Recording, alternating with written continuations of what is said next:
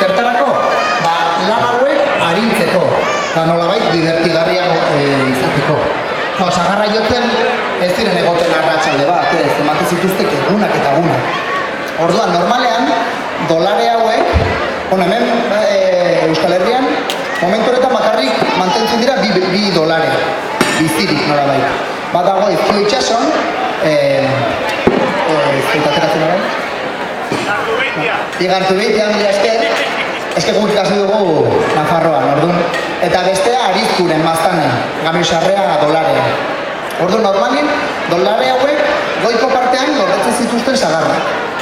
Beko partean kupelak, eta erdikoan kokatzen zen dolarea. Eta zuek ulertzeko dolarea, nolabait, piztinantzeko bat, batzutan egurrezkoa eta batzutan harrizkoa. Orduan, dolarera pegoiak sartzen ziren gutxi, eta pisoi hauekin, ez dakit pegoia non gorde dituzte sagarrak, baina ez ditugu sagarrarik hemen, ez dakit oso pegoi fina ditugu.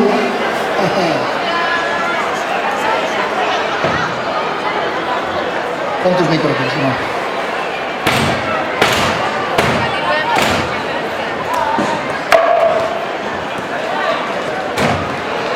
Orduan, pisoi hauekin sagarra jotzen zituzten. Eta lehen erranduan bezala, kantak eta ritmoak erabiltzen genituen, erabiltzen ziren.